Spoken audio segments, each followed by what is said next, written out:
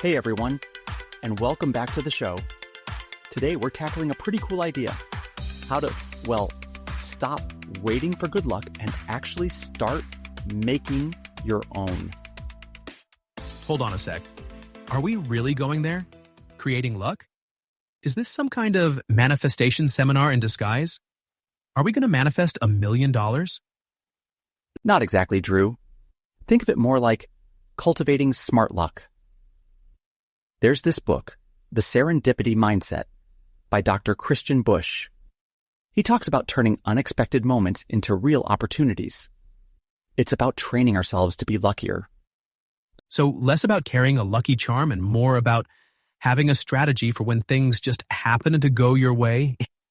Precisely. The idea is that serendipity, that feeling of a lucky accident, actually isn't just random. It's a skill we can develop. Busch pulls together insights from history, psychology, and even offers some hands-on advice to show how being prepared, staying aware, and taking action can turn those chance encounters into something truly meaningful. Okay, I'm intrigued. So lay out the game plan for us. What are we going to do today? We're going to dive into 3 key areas. First, we'll break down what serendipity really is and why it's way more than just dumb luck. Then we'll explore how tweaking our mindset can make us way more receptive to unexpected opportunities.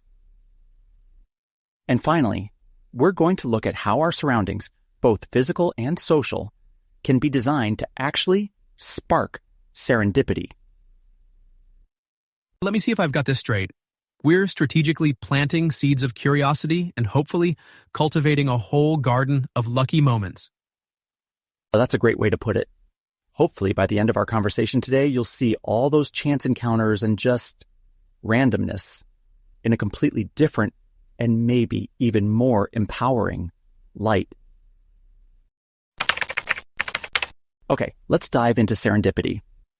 It's not just stumbling on something cool by accident, you know? It's more about being aware, having the right mindset, and being ready to see the potential in the unexpected. So, if I trip and find a $20 bill, that's just plain luck. But if I use that fall as a chance to meet the person who dropped it, and that leads to a life-changing conversation, that's serendipity. Exactly. It's often called smart luck. It's not just random, it's about being prepared and curious. Think of a gardener. They can't make it rain, but they can prep the soil, plant seeds, and help things grow. You can't control randomness either, but you can set the stage for opportunities. Okay, but who decided luck was a skill? Was this some self-help guru's epiphany? Actually, the term serendipity comes from an old story, The 3 Princes of Serendip, from the 18th century. These princes were good at making discoveries because they were observant and thoughtful, not just lucky. It's an old idea, but people like Friedrich Hayek and Dr. Busch have expanded on it recently. They've shown how it relates to innovation and growth. Right, and you mentioned it thrives in chaos. Does that mean my messy desk is a secret weapon? Not quite. It's not about being messy on purpose, but about seeing the unexpected as a chance. Think about Fleming and penicillin. When mold contaminated his lab, he could have seen it as a disaster. Instead, he stayed curious, asked questions, and discovered antibiotics, a life-saving breakthrough. So Fleming didn't just throw up his hands and say, "Great, mold. Fantastic." He actually leaned into it? Yes, exactly. He saw the potential that most people would have missed. Serendipity is all about how you respond to the unexpected. But constantly being ready for opportunities sounds exhausting. Sometimes coffee is just coffee, right? True. Not every random thing will spark genius. It's about balance, being alert without overthinking. One way is to reframe challenges. Instead of getting frustrated, ask yourself, what can I learn from this? Where could this lead? You know, I'm still stuck on the idea that we often miss these chances. Why? What stops us? Good point. Cognitive biases get in the way. Functional fixedness, for example, only seeing something in its usual role, can block creativity. Remember the story of Post-it notes? The glue wasn't strong enough for a regular adhesive. But by asking, what else could this weak glue do? They made a whole new product. I get it. With serendipity, instead of focusing on what's lost, weak glue, weird mold, volcanic ash, you ask what's possible. Right. Take Nathaniel Whittemore and the TEDx volcano example. When a volcanic eruption grounded flights in Europe, he saw an opportunity. Social entrepreneurs were stuck in the same city. So he quickly organized a TEDx event, which led to amazing connections that wouldn't have happened otherwise. Organized a conference during a natural disaster? That's some serious optimism. I get annoyed when my Uber is late. Change your mindset, and even a late Uber could lead to a serendipitous encounter. Okay, let's get back to this smart luck thing. How do we cultivate it? I don't think step 1 is causing a volcanic eruption. Good news. No eruptions needed. There are ways to encourage serendipity. Reframing obstacles is one. Instead of just seeing a traffic jam as wasted time, you could use it to brainstorm or listen to a podcast, which might spark an idea. And be curious. Try to connect the dots between different things. That will help you see opportunities. So ask questions and try not to stare at my phone all day. That's a great start. Awareness means paying attention to nuances. When you meet someone, instead of asking, "What do you do?" you could ask, "What's exciting in your life right now?" That small change can spark unexpected connections. Makes sense. But how do environments, work, home, etc. play into this? Can you design spaces for serendipity? Definitely. Google, for example. They create creative collisions with open shared spaces which encourages spontaneous conversations. Pixar does something similar by putting bathrooms in central places, so people run into each other and share ideas. It's about creating those small moments that can lead to something big. Okay, I admit it. This isn't just chaos. It's like calculated chaos. Exactly. It's a bit messy, but deliberate enough to get results if done right. Whether it's reframing problems, staying curious, or creating the right environments, it's about positioning yourself to turn randomness into opportunity. So, we're diving into the real work now. Cultivating a serendipity mindset. How do we become these smart luck gardeners that you keep mentioning? Yeah, I'm intrigued, but also a little skeptical. How do we actually train ourselves to be lucky? Well, it begins with dismantling our mental roadblocks. Those cognitive biases that limit how we see the world. Take functional fixedness, for example.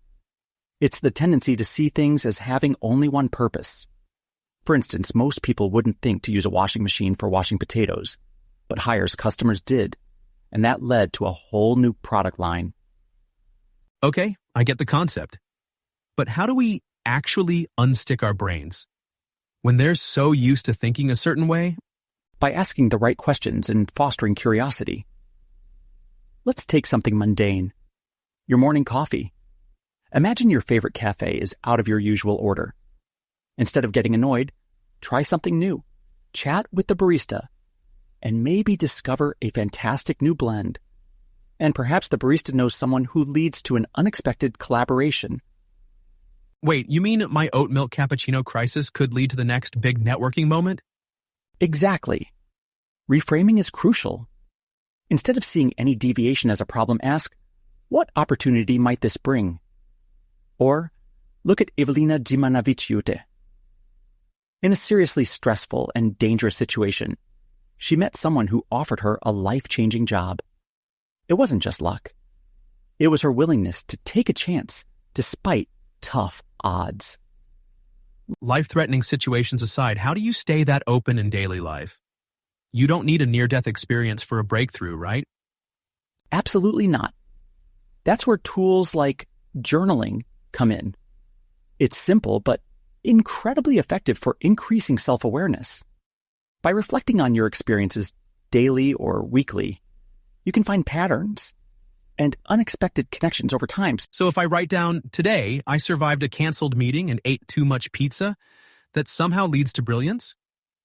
It's not just about recording events, it's about digging deeper. Maybe you'll notice these canceled meetings give you space for creative thinking, or pizza leads to a valuable conversation. Journaling prepares your brain to recognize opportunities that would otherwise be missed. Okay, interesting. What about in the moment? What do I do when something unexpected happens? Great question.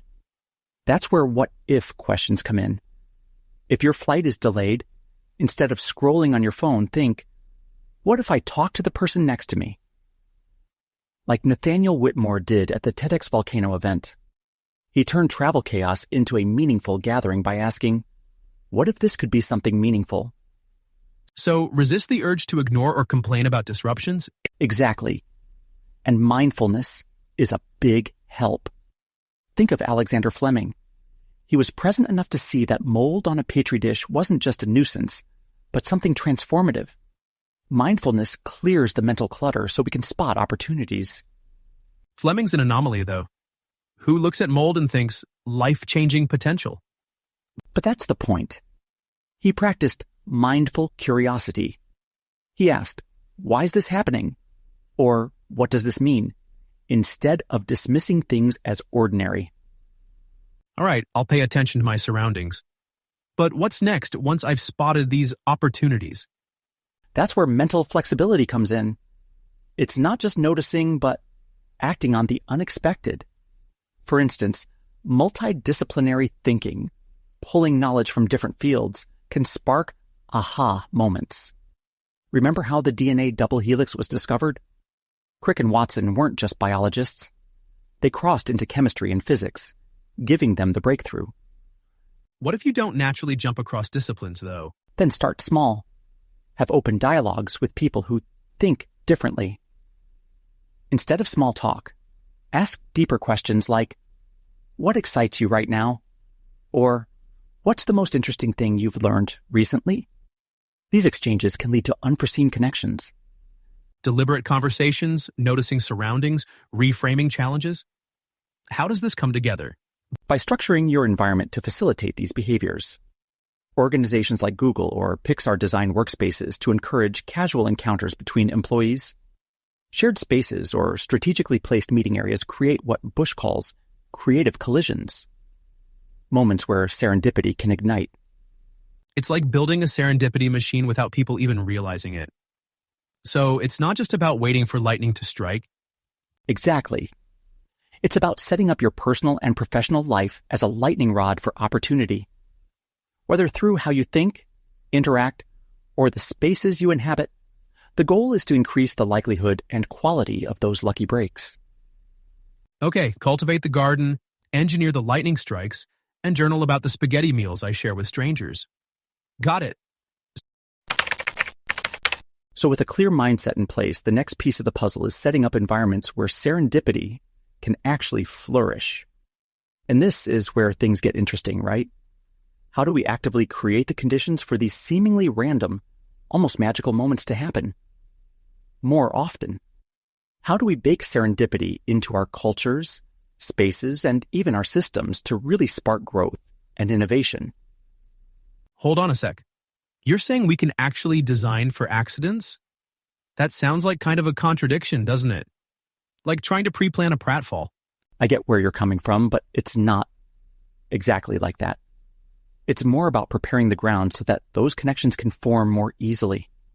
See, serendipity isn't truly random. It tends to pop up in environments that encourage interaction, foster diverse networks, and promote an openness to new possibilities. Whether it's through physical spaces, clever uses of technology, or even just fostering a culture of curiosity, there are ways to boost the chances of striking gold, so to speak. Okay, so elaborate on that. Are we talking about rearranging office furniture here, or installing some kind of mystical serendipity button? Well, let's start with collaborative spaces and what I mean by design. Pixar is a classic example. When Steve Jobs was involved in designing their headquarters, he centered the whole layout around a central atrium. Key facilities like the cafeteria, the mailroom, even the restrooms were all strategically placed to force people from different departments to cross paths. And yeah, that initial interaction might just be simple water cooler chit-chat. But very often, that casual exchange evolves into collaboration and breakthrough ideas. So Jobs was betting that great storytelling starts with the coffee line? That's ambitious. But it clearly worked for them. When you build spaces where people unintentionally run into each other, you're fostering a culture of interaction, a culture of idea sharing. It kind of echoes what happens at events like Burning Man, right? You drop people into a unique, shared environment with minimal social barriers, and those serendipitous interactions just flow naturally. Burning Man fosters collaboration and discovery through art and conversation, which is not unlike how Pixar encourages it through architecture. Yeah, I see the appeal of Burning Man, but let's be real. Most companies aren't exactly building massive sculptures or dropping plazas in the desert. How does this translate to, say, your average office or a distributed online team? Good question. Technology is a fantastic tool, too. Platforms like LinkedIn, for example, excel at connecting what are called weak ties. Those more casual, looser connections that we often overlook. These weak ties actually broaden our exposure beyond our usual circles, and that opens us up to new possibilities. So you're saying that random LinkedIn message from someone in another industry could actually lead to a real career-shifting connection? Absolutely. Sociologist Mark Granovetter's research actually shows that these weak ties are frequently the source of new opportunities, job leads, innovative ideas, that sort of thing. These more distant connections provide perspectives that we wouldn't get within our close-knit friendships. And it's not just LinkedIn. Algorithms and online matchmaking systems are increasingly replicating these serendipitous encounters, even virtually. Right, because nothing quite says serendipity like people you may know. Maybe not every suggestion is life-altering, but they do increase the chances of meaningful connections. Algorithms can act as digital intermediaries, linking people with complementary skills or interests. They emulate those spontaneous conversations you might have in Pixar's atrium or at a Burning Man art installation. Okay, so we've got architecture and social media playing their parts. What about diversity, though? You mentioned that having a mix of people is key for unlocking serendipity. Why is that so important? Because diversity is the spark that ignites new ideas.